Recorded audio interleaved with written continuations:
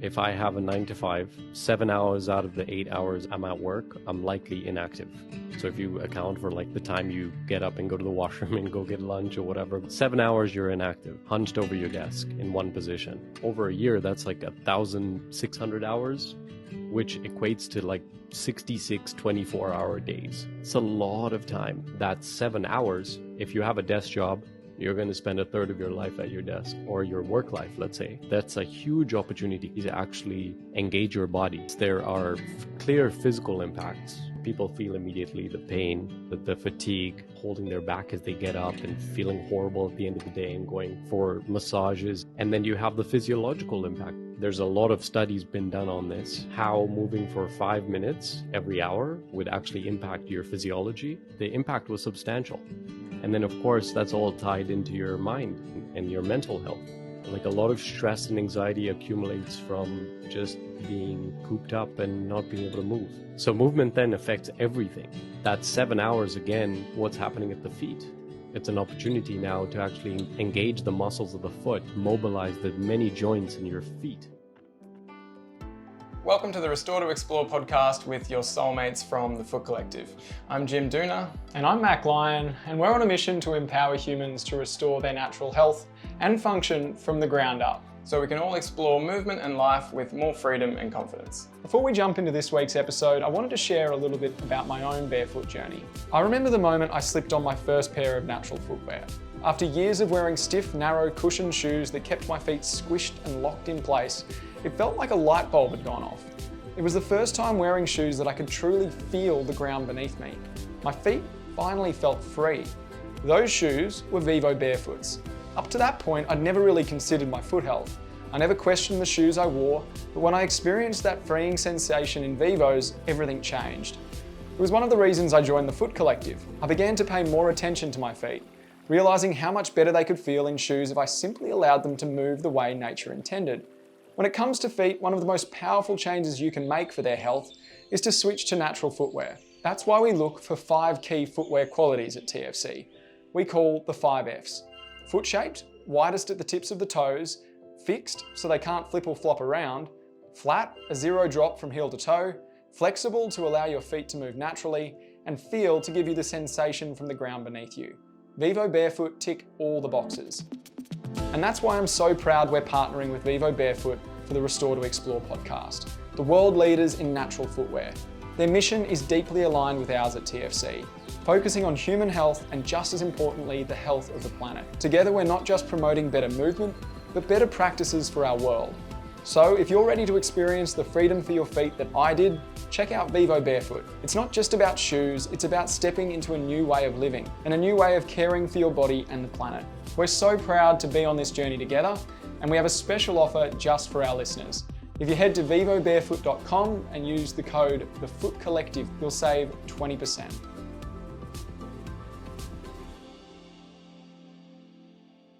All right, Ali and Sohail, thanks for coming on, guys. Thanks for having us. It's a pleasure. So we have been connected for at least a couple of years now. I think it's probably just over a couple of years. And finally had the chance to try out a Movemate while we were in Chicago. You very kindly sort of got us some at our event that we did there, and we stuffed them in our suitcases and took them home to the office and have been using them since. But definitely since first getting on them, even since first seeing them, I was like, oh, that looks cool. And for me, it's like, that looks a little bit fun. And then since experiencing it, I was like, this is a really, really cool design. And obviously we've had a bunch of chats in the meantime, but I'm super keen to dig into the story behind Movemate, how it came to be, and I guess what is its purpose, what you guys do and why you do it, to summarize that. And we can go from there. Ali, I'll let you start because that's where the story really begins. Okay, a bit of a backstory to this. So Movemate originated out of my thesis project at design school. So I studied industrial design, which is designing products. I wouldn't even call it products, but designing for human beings, let's just say, right? So it really requires you to look into human beings and understand what they might need, what they might want in the future now, and past things. So during my thesis project, you are open to designing anything, right? It's completely open ended, and you decide. So for me personally, I felt at university I wasn't moving enough, and I felt so much friction, like, and it's not that I was still working out, I was still doing all the stuff, but just the long hours of school, I felt it impacting me mentally and physically. And that was just me, like that was just me realizing that coming from a very active childhood. But my peers, they didn't even realize this, right? They were doing their work, and as they should be, but they weren't realizing that physical activity is as important as mental health, and all the other aspects of life, right? So I wanted to make that more accessible to people, and my first instinct is, oh, let's go and build like monkey bars, right? Let's go put all that stuff in all these corporate spaces. And I'm thinking in my head, I'm like, oh, man, maybe someone in a suit and dress shoes is going to pull up and do a couple of pull-ups. But if you think about that, that just makes active people more active. But what we want to try to do here is close the gap between people that are not active and the active people. So closing that gap. And it's not that they're not active. I think we talk about this a lot now at Movemate, is that they've not been invited to be active, right? They're stuck at a desk, they're working 9 to 5, they can't get away from the desk. So how can we implement something into those spaces? So while I was looking at that, there are all these standing desks. This is pre-COVID, so all the standing desks have been implemented, but no one's really using them. Everyone's sat down. Maybe you'll see 1 or 2 people get up on a standing desk and stand for about 5 minutes and then sit down. So I started looking at what can be added to a standing desk to help people move more and get more active while working. Obviously, there's a bunch of tools, treadmills, standing boards, Bosu balls. And from there, that's when I started testing each and every one of them and trying to see, all right, what do people like, and what resonates with them the best. And the balance board, even though it wasn't the best application for it, it was the easiest to be incorporated into this environment. So I started looking at the balance board and tried redesigning the balance board, because initially what happened is that they took a balance board from the gym and just put it in the workspace. But how can we design something for the workspace from the ground up by taking the balance board as like a starting point? And that's when, we engineered Movemate as its first concept, as a board that was split and non-distracting. I think that was the main thing between it's giving you all the physical benefits, but it's still allowing you to be productive, because that line is super fine. If it's too physically challenging, then you stop being productive. And I guess you can call it a fluke, but it's just many moving things, many different designs, noticing them. And then when we finally stumbled upon it, I was like, whoa, all right, there's something here. I personally didn't believe it, like you've just finished your thesis. It's like a year and a half of like intense studying. Like I was so close to it that I almost didn't see it.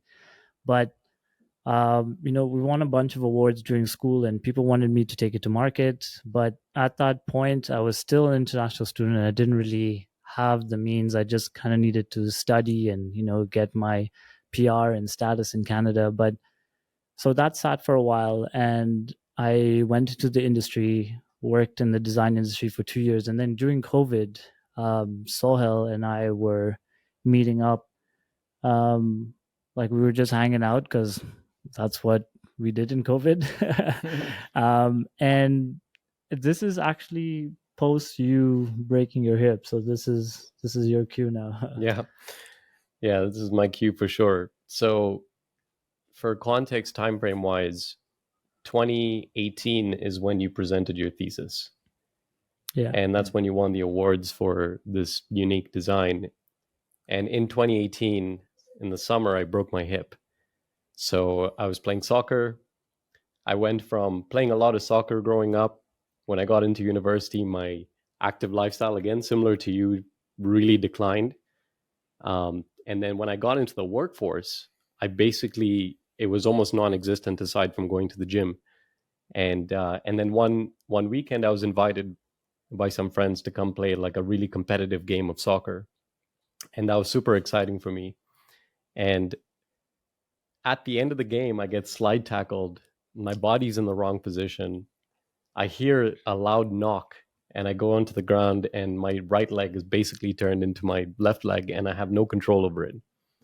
And obviously, it was at that moment that I knew that something had seriously gone wrong. Anyway, long story short, get taken to the hospital, X-rays. They relocated my hip immediately. I went through reconstructive surgery, plates and screws. And then, of course, the whole rehab process begins. So this is 2018 that I get the surgery. And for the next year, I really just doing whatever I can to regain my mobility, build up my strength, and get back to my active lifestyle, get back to playing sports, which I'm still struggling with at this point. So movement is top of mind when COVID hits. I have a desk job. I'm sitting at my desk a lot. I'm going in my physio appointments. My physiotherapist keeps telling me, Sohail, you're so stiff. You got to move. You got to get up. You got to stretch. So I get a standing desk, but I cannot stand too long because I lean into my hips. I feel more discomfort. I sit down. So this is my state of mind. And this is my journey that I'm going through. And then December 2020, I go to Ali's place. We're hanging out. And I'd known about this product that he invented for his thesis project, but I'd never actually felt it or seen it in person. And it was just sort of like leaning on the side wall in his living room. And I go and I pick it up and I said, I want to try this. So I get up on it. My first instinct is this is going to be really difficult. I should brace myself. I may fall off. But then I get on. Ali's like, "Don't worry. You're not balancing. You're moving. Relax your body." He gives me the whole pitch, and then I get on, and I just gently shift my weight from side to side, and that turns into like a 45-minute conversation around how he designed this product to be something that was about movement, about shifting weight, about natural, subtle, you're in control at your own pace, don't worry kind of movement that you can also focus and work. So I'm like, this is exactly what I need. So I asked if I could take it to work and test it and use it, benefit from it, and maybe give him some feedback. And that's how it began. So took it to work the first 4 or 5 months of 2021. I'm using it daily.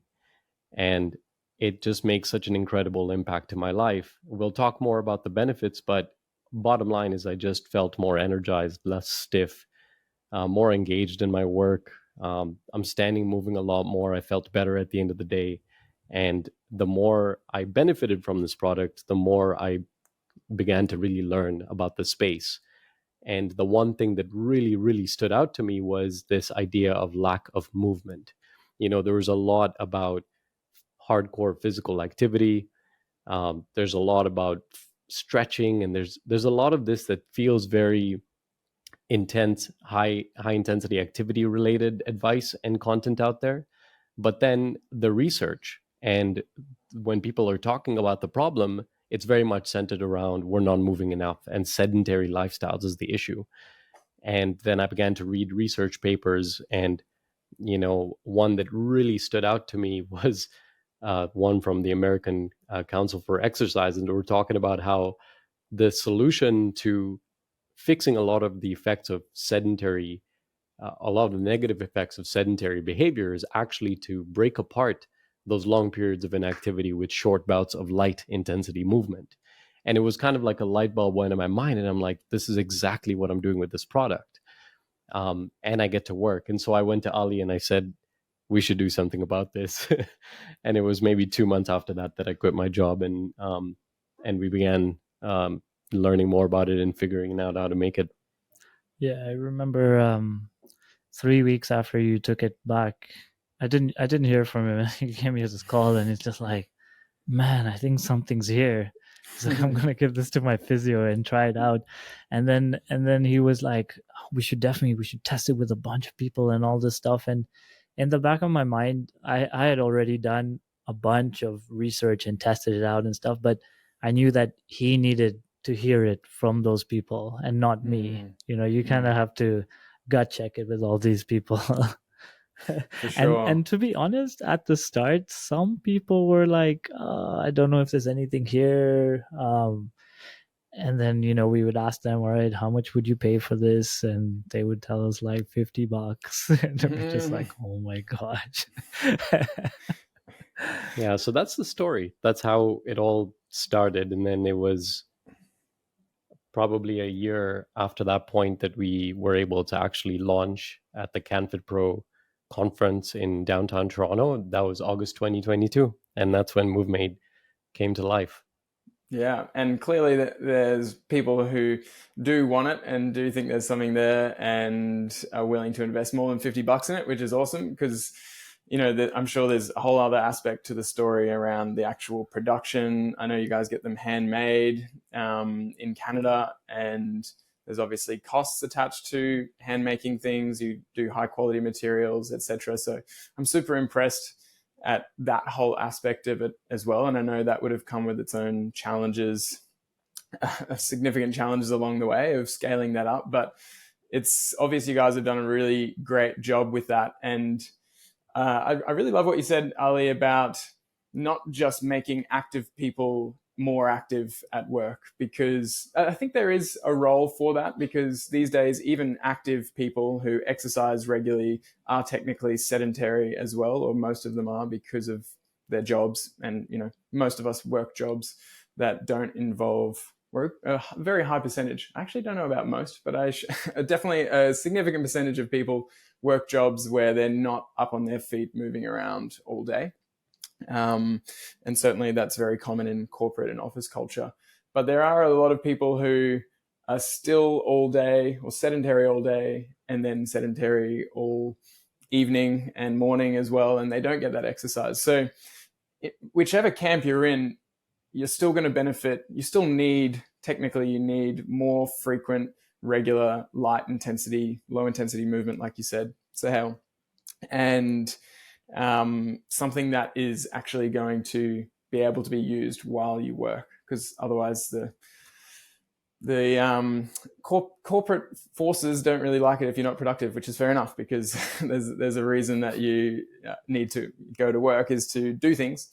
So it'd be nice just to be able to move all day, but you also need to be able to do things. So I love that blend, and there's something really powerful to just having tools or toys and shaping your environment to promote movement. And yeah, not to just be like, oh yeah, I should move more. And then what do you do? But if you actually have something that you can use to promote that, it really does make all the difference. So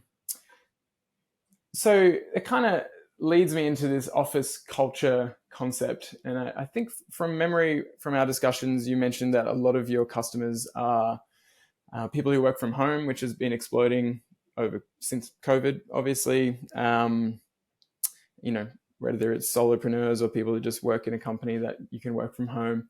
But there's still a lot of people out there who work in offices, and there's a certain culture in offices. Can you speak to that?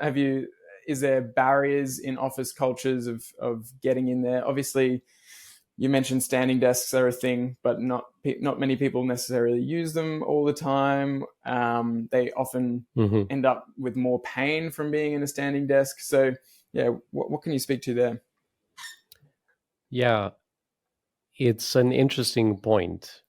I think the instinct is that, the way that our office is designed and the norms around how you operate in an office is, you sit still at a desk and you get your work done and you don't distract other people. And there's no friction to getting work done, but there's all the friction to movement. And so there's a few barriers. One, in a communal office setting, there might be the idea that, removing your shoes and hopping on the board and using it with socks might be a little bit of an odd thing to do. So there's definitely that. Then, of course, there's, you don't want to look silly, so you don't want to be the person in the room sort of like up moving around and twisting and doing all sorts of things. So maybe there's that mental barrier as well. And then there's also just I would say those are the two visible barriers. But what we're noticing actually, and what we've capitalized on and focused on, is actually the individual. And we're focusing on appealing to people who are really looking to improve their movement levels, both from a health and fitness perspective, but also from a pain relief and fatigue perspective. And by focusing on the individual, as opposed to going to a corporation or a business and saying, buy 15 of these and have a stand and then people will use it, we're just going straight to the individuals and making them aware of the solution for themselves for personal use. So that's how we've tackled this right now, is we are really positioning Movemate as a personal movement tool, in conjunction with a bunch of other tools that one might use, but this is just an addition to that toolkit, but it's a personal thing. And so naturally it's gotten a lot more traction in personal spaces, whether that be work from home or someone's personal office space that's more private. But we definitely also have companies that buy many units and just keep it in their office. That does happen. What we haven't been able to do is get a lot of feedback on how that's working in that space. And, but, we work at a co-working space, and we have one office that we've rented out that's a private office that Ali usually works out of. And so he can use the board there and not really have the concern about, anyone, what they're thinking or whatever. And then, but I'm actually in the co-working side. So around me, there's a lot of other people, and I'm always on my board, always in my socks, always moving. But what I've actually noticed and been surprised by is that people actually don't even notice me moving. It just looks like I'm standing because it's so subtle. It's not a treadmill situation where it's loud and you're like in this constant walking thing. Most of the time, you're just shifting your weight very gently. So again, there's a lot of education to be done, but those are some of the barriers, and we've really keyed in on this as a personal tool.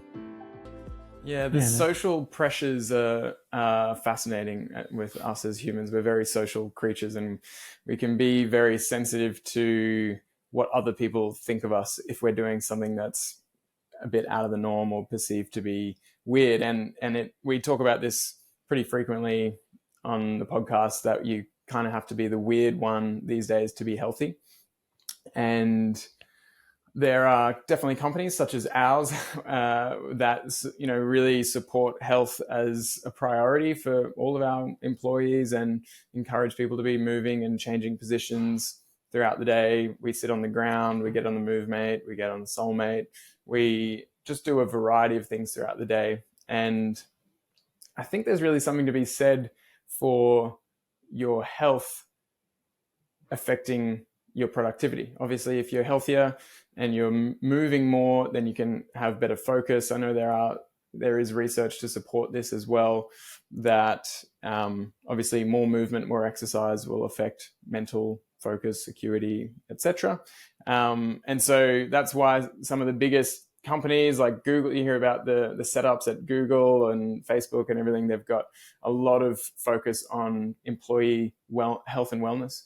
And that's not just to tick a box, it's actually going to help the culture in general. So sometimes, at the moment it is still a bit weird to do these kinds of things, but I think it's starting to creep into that office and corporate culture more as people realize the benefits beyond.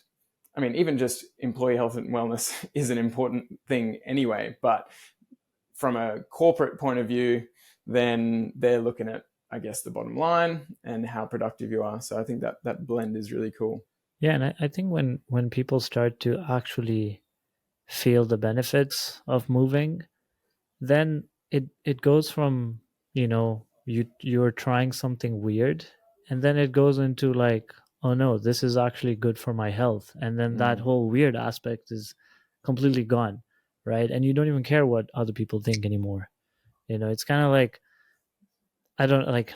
I wear the. So I was making fun of me because I wear the Vibrant Five Toes to the gym, and I've been wearing those for a while. Like I think 6 or 7 years now, and I remember Nice. wearing them the Same. first time 7 years ago, and that was the weirdest thing to get over. Is that how are other people gonna perceive me? Like, but once you start to feel the benefits, and once you start to feel the power go through your feet and through, push from the ground up, it you almost never go back to wearing regular shoes then, right? And it doesn't matter what other people think. You're just like, yeah, this just makes the most sense now.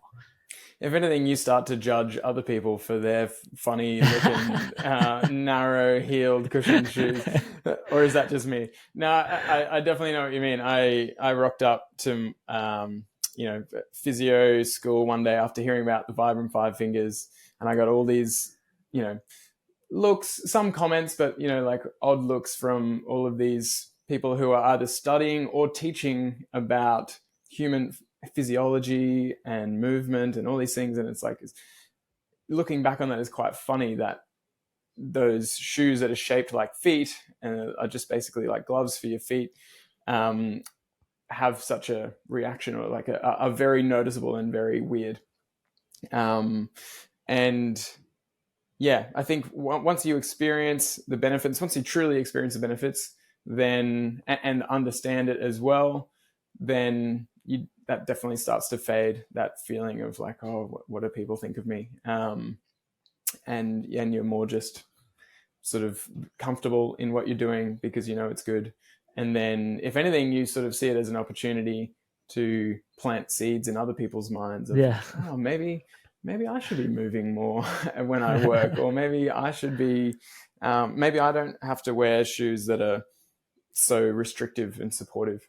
And then, you kind of be the change that you want to see. And then whether it changes people or not, it's like, doesn't really matter, but at least you're doing your part. Yeah, I think that's one really important thing. Not even just about change, but experiencing different things. I think as a designer, it would be very wrong of me to look at something and say that that's a bad or a good thing without actually going and using it and experiencing it, right? Like going and trying it out and actually giving it a go, like fully in it, learning how to use it, and then doing it, and then making a decision. Because that's when you can actually decide, all right, was that a good thing, was that a bad thing, did that work, did it not? Because I think everyone is just too easily influenced, by other people saying things, whether they're good or bad. And I think people have to make that decision for themselves. Like all these tools, like the Movemate, soul freedom, all this stuff, they're merely just tools, and you have to find what works for you, right? And it might be multiple things, it might be one or two things. So you just have to, even in exercise selection, it's you have to find what works for your body the best. Yeah. And there's actually a cool crossover here, because when I think about the Movemate, and my experience on it was a very gentle, low impact movement that I could pretty much keep up all day. Like you guys mentioned, it's not something that's distracting. It's something that can sort of go on under the hood. It just feels right. But the main thing is it's very low impact. So I'm not actually walking. I'm not having to absorb force from the ground, but I am getting, for people who are watching, and obviously anyone listening who's like, what is this Movemate thing? What does it look like? Just maybe go and look at the website or look at our Instagram or Movemate's Instagram, because it's kind of hard to explain verbally. But basically you're getting this wave motion between your two feet going up and down, pumping through ankle dorsiflexion and plantar flexion, and obviously getting a little bit of rotation through the hips and through the feet as well. And I actually think that like, if you're going to be standing all day, first of all, standing is maybe better than sitting, but if you're just standing still, you're technically still being sedentary, and it's not actually very natural for us to just stand in one spot all day. What is natural is to be moving around frequently, changing positions.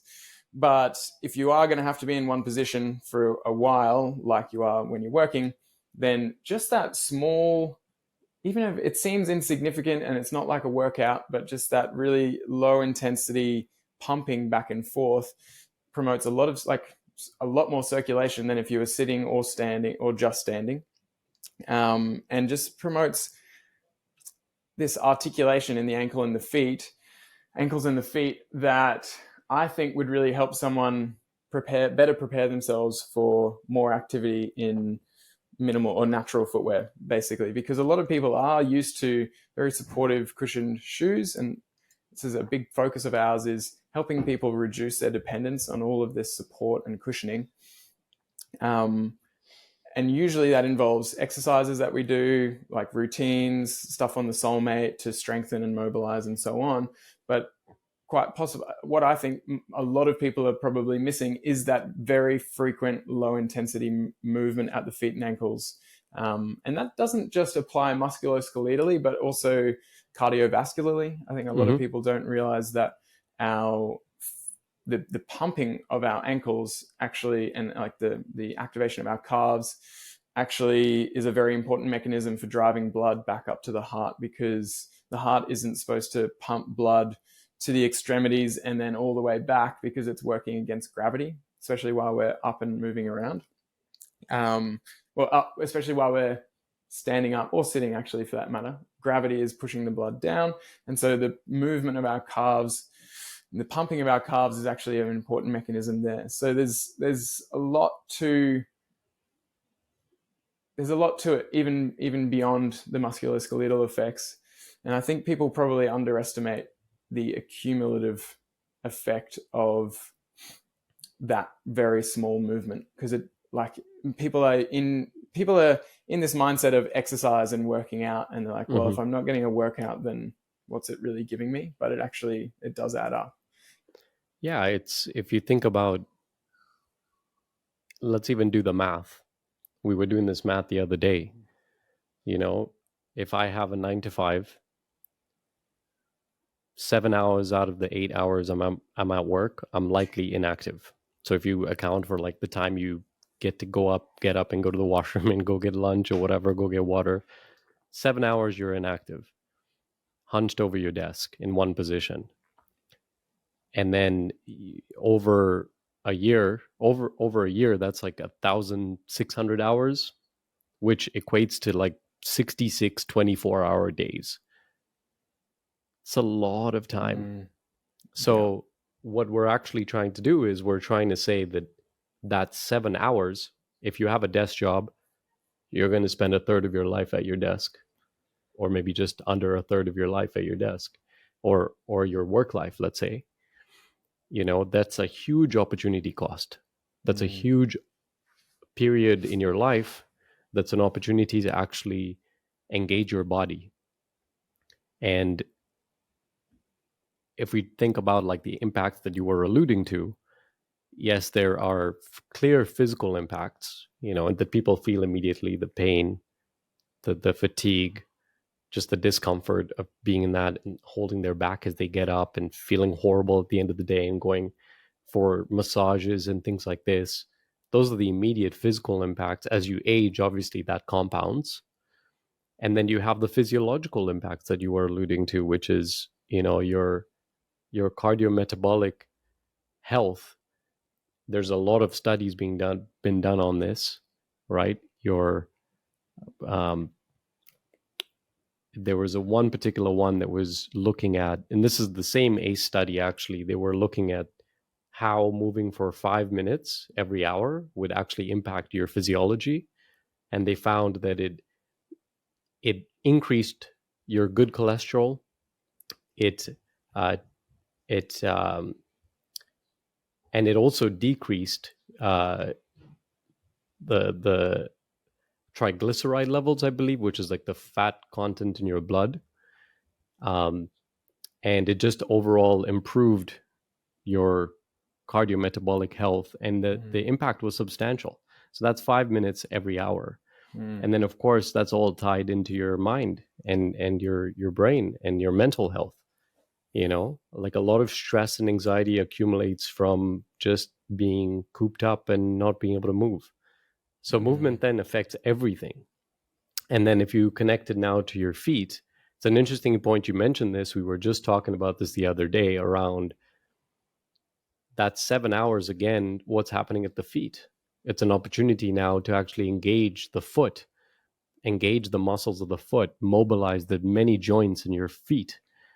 And yeah, to your point, it could be a great way to actually build up to a more natural movement lifestyle and build up to, and even supplement, barefoot shoes and other foot health practices and exercises. We recognize Movemate isn't the solution that fixes everything. There's a lot of other things you've got to do. And variety is key, and having a mix is key. But yeah, there's such a huge opportunity cost. And it's both good and bad, right? It's like there's so much on the table there to benefit from. At the same time, it's what you're being affected by. It is a massive opportunity cost, and some of the exercises, or a lot of what we do with people, focuses on getting blood flow into the area. And so a lot of my routines that I run online for our community start with just 5 minutes of just blood flow. So you're crunching your toes, you're pumping your ankles, you're moving your ankles in circles. And a lot of people comment like, wow, I didn't realize what that feels like to actually have blood flow going through there. Because first of all, if you're sedentary, you're not getting much blood flow. But also a lot of people who are used to shoes that constrict their foot's movement end up with less blood flow, just simply from the fact that they don't have as much joint range of motion, as much muscle activation.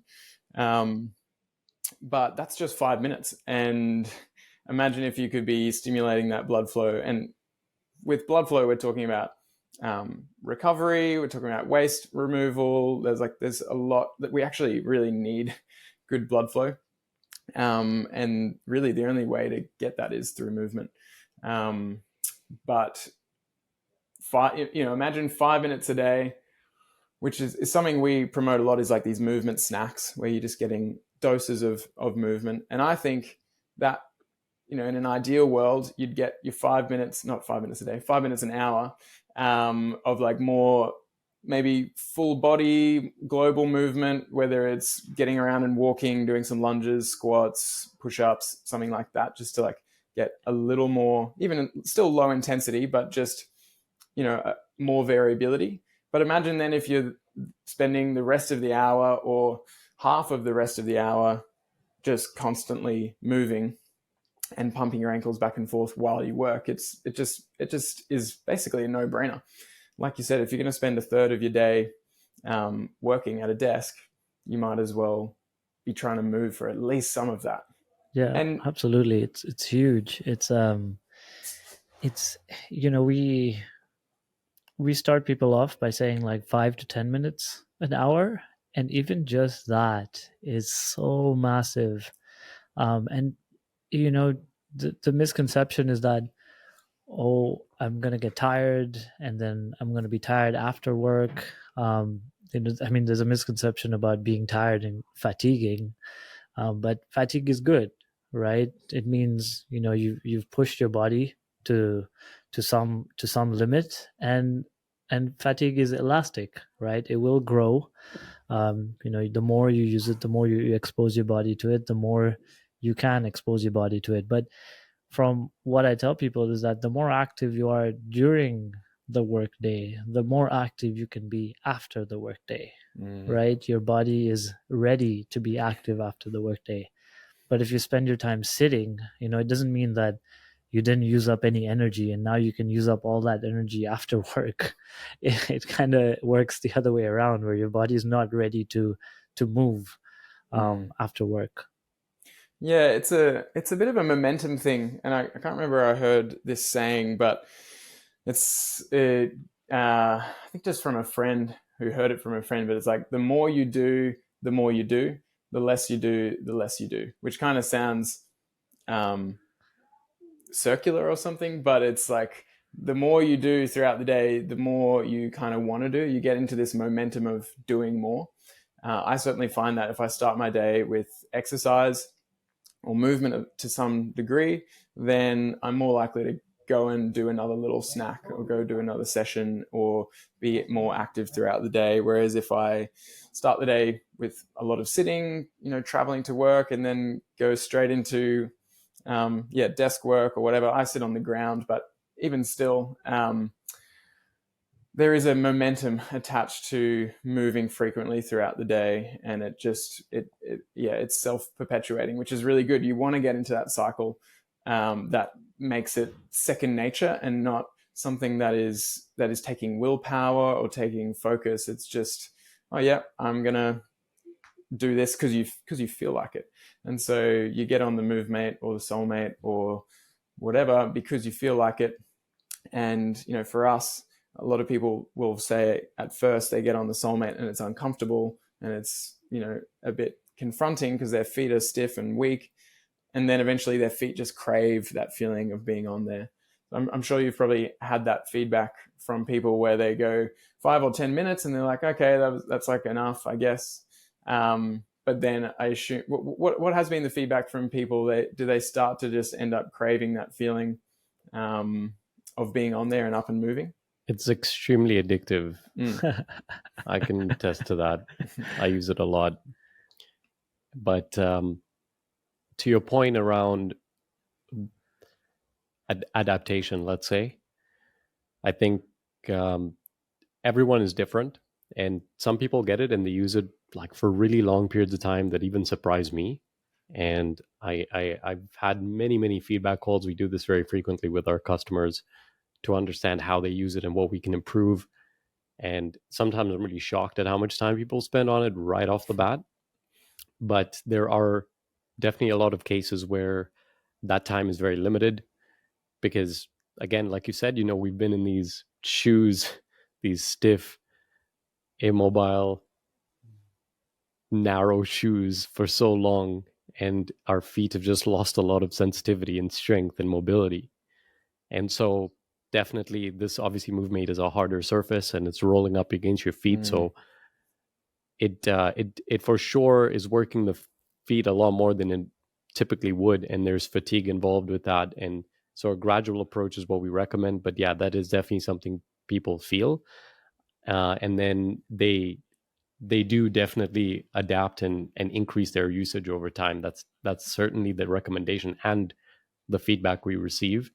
And then it's addictive. Like, it's the feeling of movement is just so energizing. It's fun. It adds variety to the day. And I've heard this many times where it's like, I went to my office today, my Movemate's at home where I use it.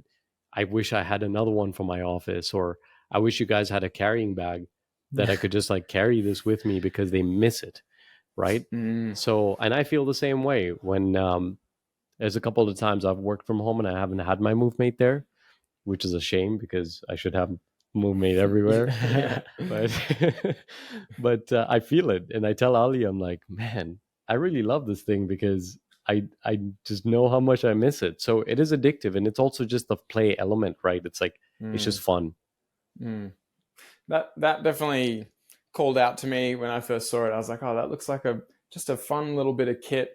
And, I find the other big thing that I realized that I told you about, Sohail, is that, when I'm standing, if I stand on a Soulmate, I can play on a Soulmate for a good 10 or 15 minutes. But if I'm just working and standing on a Soulmate, maybe it's about the same amount of time, maybe a bit longer.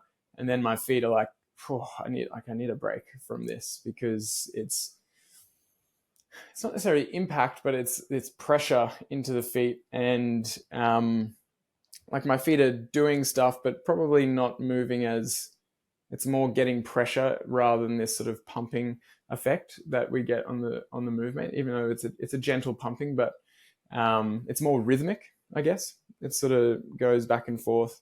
But the Soulmate definitely is one of those tools, especially for people who are new to it, it's really like a 5 or 10 minute at a time kind of thing, maybe even less, simply because of how much extra impact there is in the feet. So obviously Movemate is a relatively hard surface. Like you said, some people need to get used to that, but it would be a lot quicker to get used to that, I think. It's also, it's not as bumpy, so you're not getting all this pressure in your feet. Your feet don't get as tired. But like you said, and I think it's a really good point, it's not about, which tool is better. It's not about, should I get a Soulmate or a Movemate or a treadmill desk or whatever. And this is kind of me saying, get them all. Obviously budget makes a difference, and accessibility and your working situation and so on. But find an array of tools that promote movement variability. That's like one of the major things. And you can get movement variability without tools. And actually a lot of variability you get so much from just sitting on the ground, because you're like necessarily having to find different positions. But getting on the ground, again, it's even less accessible than standing up because of the more extreme ranges of motion you have to go through in your hips and your ankles and feet. And so it's pretty, it's easier said than done to just say get on the ground all day, unless you've kind of trained that ability. I think it is an important ability to train, but again, people might be starting with five or so minutes at a time. But if you can get some tools that promote this variability throughout the day, like I'll swap between the ground, the Movemate, the Soulmate, sometimes, and then just go out and do various things. We've got like a little studio with a bunch of different tools to play on. But you don't necessarily need heaps, just like a few tools, and you'll not automatically, but you'll be encouraged so much to get this movement variability that we need.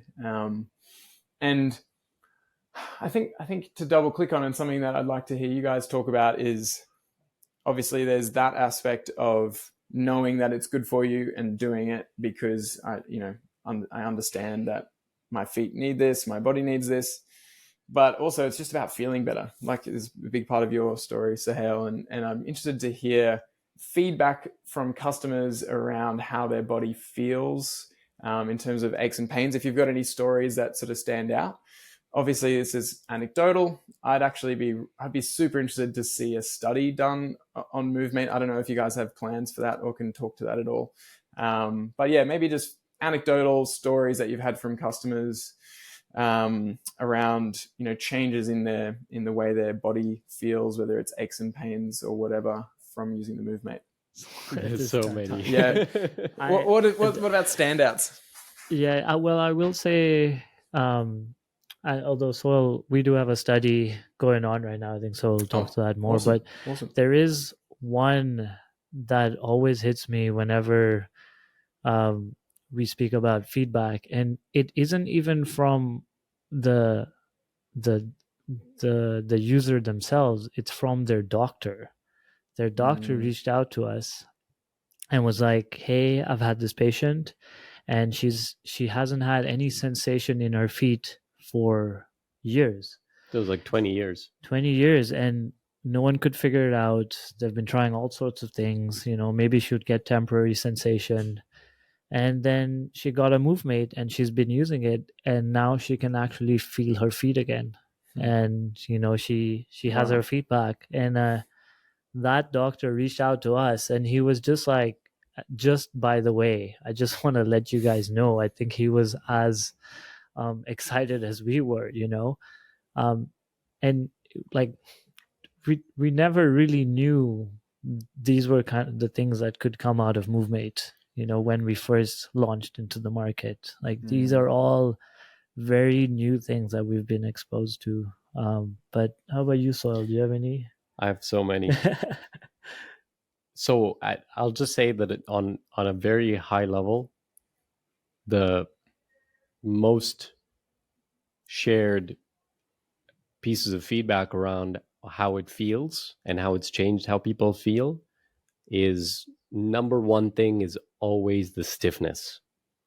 So people are always, if you go to our website, go to the Order Now page, look at the reviews, you'll read the word "I feel less stiff" a lot. That's number one. Just that feeling of being cooped up and stuck.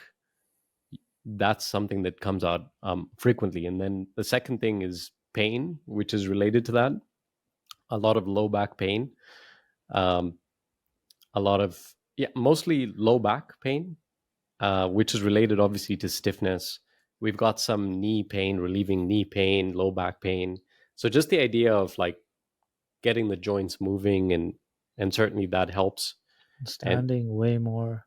Standing Yeah. way more is a huge one. Like the idea that I can actually sustain being upright for a longer period of time is massive. And I would say that's probably one of the biggest motivations that that drives people to buy a Movemate, because they realize that they want to stand more, they want to be out of their seat more, let's say, but then standing flat ground is really taxing. Doesn't allow them to accomplish the objective that they set out to accomplish when they got a standing desk. And I would say just energy and a feeling of just feeling happier in a sense, which sounds odd and maybe tough to quantify, but it's this playfulness that is incorporated into the experience, and you just feel like more engaged and more awake and more alert, obviously, because you're moving and there's blood flowing. And we also get a lot of like calmness. I feel relaxed, I feel calm, especially for people who are neurodiverse. People with ADHD experience that quite intensely. And again, you'd see that a lot in our reviews, this idea of like feeling calm and releasing restless energy and fidgeting away that anxiety that's sort of pent up, and or that, so that comes across frequently. And then once in a while we hear how people can feel that they're stronger. Specifically, 3 days ago, we had someone reach out to us from Victoria, BC, and he used to be a triathlete, and then he's also loves to play soccer, and he realizes that foot and ankle strength and mobility is so key, and he can feel his feet getting stronger. And I resonate with that too. It's something that I felt like I could feel my lower extremity getting a little bit stronger. Again, hard to quantify, but this is like the whole host of what people tell us. And we very frequently get letters or emails, I should say, where people are actually like, this is amazing, like this is life-changing. And all of these examples I've told you about, if you go onto our socials and our comments, you'll read users actually mention these different things in their own experiences. Yeah, I love it. And obviously you've already mentioned that, no tool is going to be the ultimate panacea to every issue. But and really the tool itself is like not necessarily providing the benefits. And we talk about this as well with the Soulmate. It's the movement that it promotes that is creating these changes. And it's really down to the simple fact that pretty much everyone in our society is starved of movement quality, quantity, variety. And so when they're starved, they have all these symptoms of movement starvation, essentially. This is something that Katie Bowman talks about, and I talk about her work a lot because it's been very paradigm shifting. So as soon as you add back in some movement nutrients, quantity, quality, variety, then these symptoms that, a lot of different symptoms of different body systems can sort of, magically resolve. But it's not magic. It's really just you feeding your body these movement nutrients that it needs. And, obviously using the Movemate or the Soulmate or any tool in conjunction with an overall, lifestyle change, whether that's food, sleep, diet, they all kind of come together.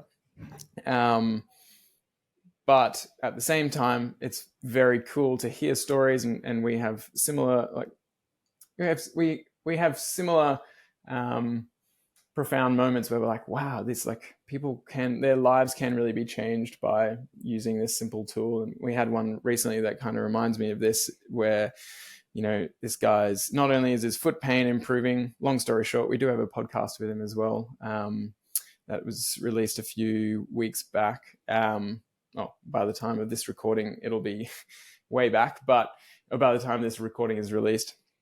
But his foot pain improved, and also his blood pressure is improved, and he's like coming off blood pressure medications. And it's one of those things that it kind of sounds a bit too good to be true, but then you realize, well, he's just been using his feet and ankles more, which helps regulate his cardiovascular system, which naturally helps his blood pressure. So I think coming back to what I said before, is people really underestimate the changes in their health they can get from just simply adding more movement back into their day.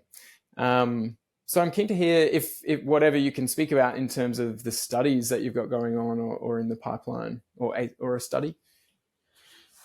Yeah, we have one study that's been going on for over a year, actually, this would be the first time we're actually talking about it publicly, but it's happening at App State University, and they are looking very specifically at the difference between passive standing and active standing.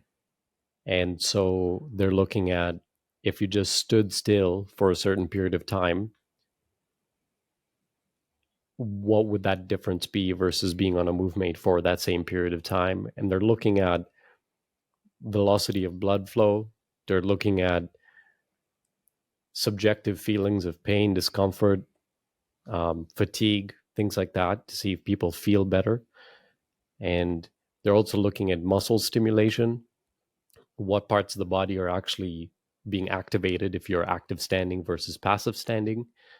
And it is drawing pretty close. We've received some preliminary information of how it's going, and it's looking super encouraging, but we can't really speak to the specifics until it's published, which will happen next year, by mid next year latest. So there's actually going to be a paper out there that will look at Movemate's impact on someone's physical and physiological well-being and subjective feelings of comfort and energy.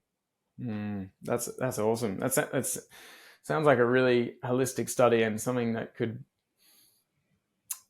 People love studies. People, they love research to go, oh, okay, I really should be doing this.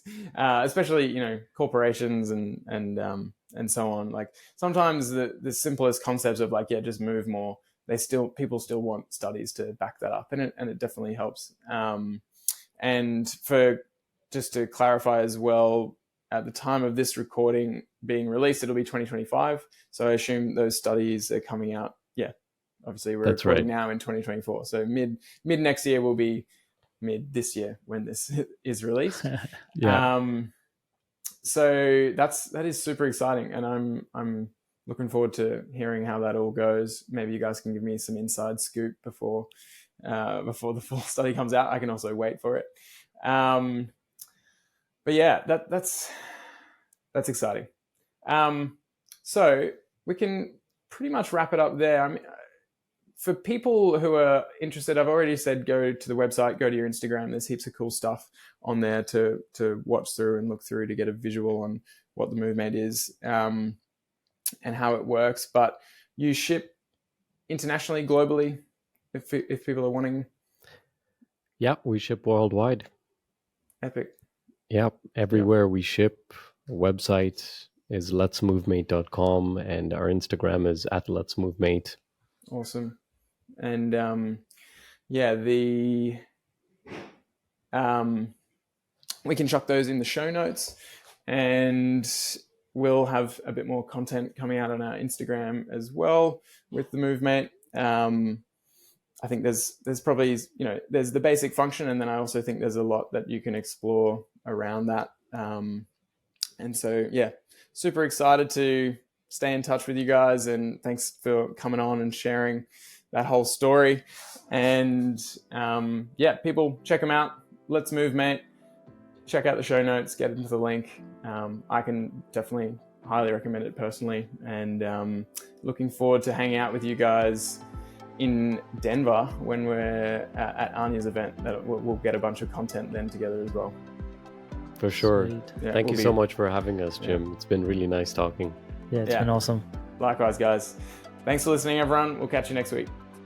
Thanks for joining us on the Restore to Explore podcast. If you enjoyed this episode and want to hear more, the best way you can support us is by leaving a review and subscribing wherever you are catching this episode. If you want more free TFC training and education, are after some of our training tools, some natural footwear discounts, or want more specialised guidance from a trusted TFC health professional, then thefootcollective.com is the place to go. You'll find all of the helpful links in the show notes.